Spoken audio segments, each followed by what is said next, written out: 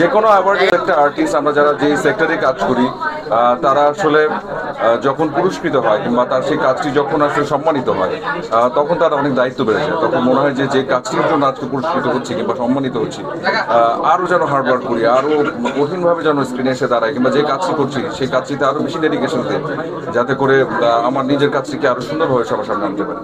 তো তেমনই একটি অ্যাওয়ার্ড, এবং আমার কাছে প্রত্যেকটি প্রাপ্তি ভীষণ শ্রদ্ধার, ভীষণ সম্মানের।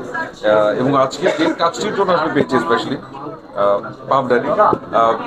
ভীষণ কষ্টের কাজ ছিল একটা, এবং এই কাজটি করার জন্য মোটামুটি আমাদের ভালো হাড় ভাঙা পরিশ্রম গেছে। যখন এটার জন্য একটা অ্যাওয়ার্ড, সেটা আসলে অনেক বেশি ভালো লাগে।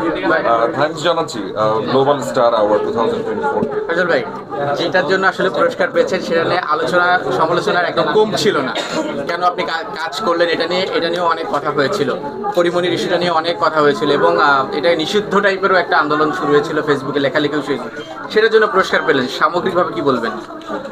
সামগ্রিকভাবে বলছি না, আমার কথা হচ্ছে যে আমরা যখন যে গল্পটি করি সেই গল্প সবগুলো তো আসলে একরকম হয় না। এক একটা গল্প এক এক রকম, এক এক গল্পের গল্প বলার ধরন এক এক রকম, এক একটা চরিত্র এক এক রকম।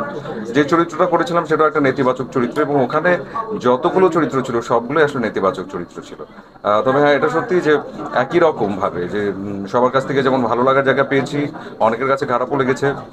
অনেকে আবার এটাকে অ্যাপ্রিসিয়েটও করেছেন যে আসলে যে ধরনের চরিত্র আমার করা হয় তার বাইরে থেকে একটা গল্প, বাইরে থেকে একটা চরিত্র। এবং সত্যি তাই, আমরা যারা অভিনয় শিল্পী আমরা তো আসলে চাই বিভিন্ন বিভিন্ন চরিত্র করতে, এবং চাই যাতে করে সেই কাজটি দর্শকদের কাছে সুন্দরভাবে পৌঁছাক এবং সেটা যেন দর্শকদের মনে একটা জায়গা করে নেয়। তবে বারবারই একটা জিনিস বলবো, যে আমি যতবারই বিভিন্নভাবে বিভিন্ন চরিত্র নিয়ে আসছি দর্শকদের কাছে, দর্শকদের সামনে, আমি আসলে প্রপার রেসপন্স পেয়েছি।